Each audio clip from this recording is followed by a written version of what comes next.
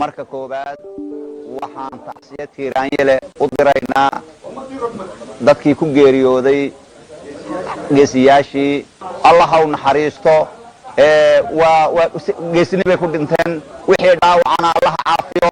ilaahay caafiyo wixii dhintayna Allah ha u naxariisto wax annagu ku hadlayna afkii odayada gobolka City gaar ahaan duqaytidii qotayadii gandaha ogaaska waxaan leenahay waan garab joognaa waan tacsiyaynaynaa nigamana maqnin wadankeena la soo weerana taaka la qaadan maayo taako intuu nin ciisi nool yahay halku dooni ha jooge wadana leenahay weligii lama qaadan taariikh baan u leenahay maanta iska daay annagoo baadiye ah oo masaakiina oo la joogna ayuu laga qaadan waayo ciise taaka laga qaawada waayo maanta alxamdulillah waan fiicannahay wadankeena waan difaacan karnaa walaalaha iyo Soomaaliyeedna gargaarkii waan ka sugaynaa kaalintoodii way maqan tahay garabkeegii baa maqan waan sugaynaa deegaanka dagaal uma lihin ay uma lihin walaalaha weeye madaxdeedii weeye way ka gaabiyeen baan leenahay hawshoodii dib uga dhaceen waxaan leenahay ninkan dilay dadkeena dilay shacab dilay caqaf baa hor socota caqaf baa hor xaadha boyad biyaa hor socota boyadii naaftada baa hor socota waxa hor socda tekniikii baa hor socda basuukihii dabajeexii hubkii la yaqiinaa hor socda gacanaha furan dibadabadaha hoos ahaaneedoo habeenkii dhulka la mariyaa hor socda sahan baa hor socda sahanka uu habaysan yahay waa luyuuga anfarta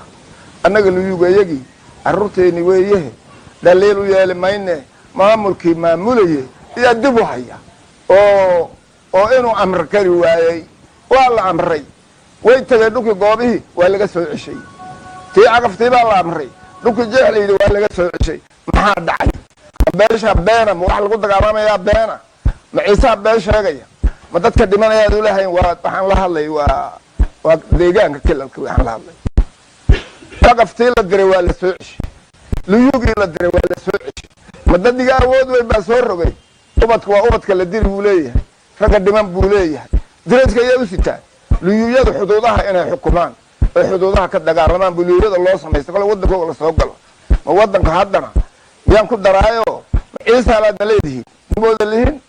waxaad noogu eegaysiin dhibaatada waa deegaanka waxaan saaleehay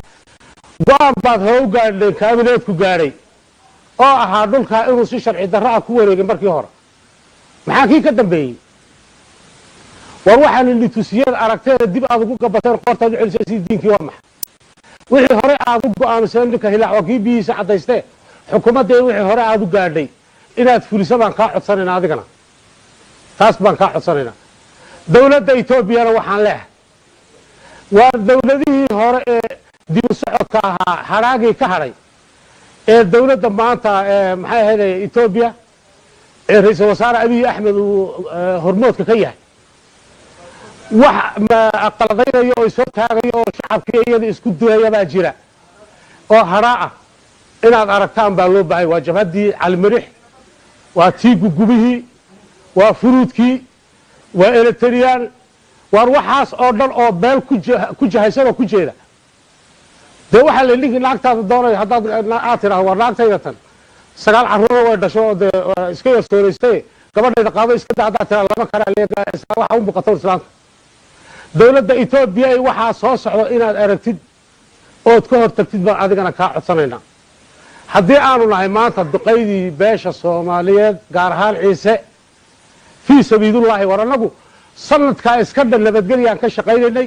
nabadgelyaan bulshadeeda u sheegaynay awlaadeeda u sheegaynay oryahayada u sheegaynay aabbayaga u sheegaynay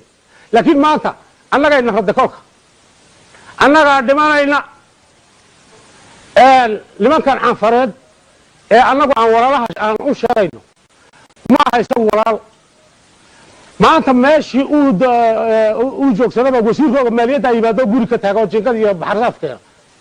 ma garanin waxay samaynayaan inaan samayno laakiin waxaan eegaynaa isku xidhka etoobiya iyo laysamidnimada iyo bulsho ahaan iyo wanaaggan annagu eegaynaa waxaan arkaynaa haddaad arki weydiin idinkii annaga haddee wax inoo kala hadhaya ma jiro annaguna ciise haddaan nahay maanta intii ka horraysa baaq ma bixin waan dul qaadanaynay jaarnimadaan eegaynay islaamnimadaan eegaynay waxaan nahay baan eegaynay laakiin haddeeto waa inoo haddeed weeyaan waxba dhowran mayno waxa weeyaan waa ninkii ay guushu raacdo weeyaan wasalaamu calaykum waraxmatullahi wabarakatu beesha soomaaliyeed gaar ahaan ciise hadday qurbo joogti iyo hadday dalka joogtaba qaran joog iyo qurbo joogba baaq waxaan u jeedinaynaa waar dalkiinnii iyo dadkiinnii waa la haystaa maanta ninkii wax dhibayeynow ninkii dhiig iska rogayeyow ninkii maxay ahaydey hooyadii ay u dardaarantay aabbii u dardaarmay duca qabow waxaa lagaa doonayaa dalka iyo dadka inaad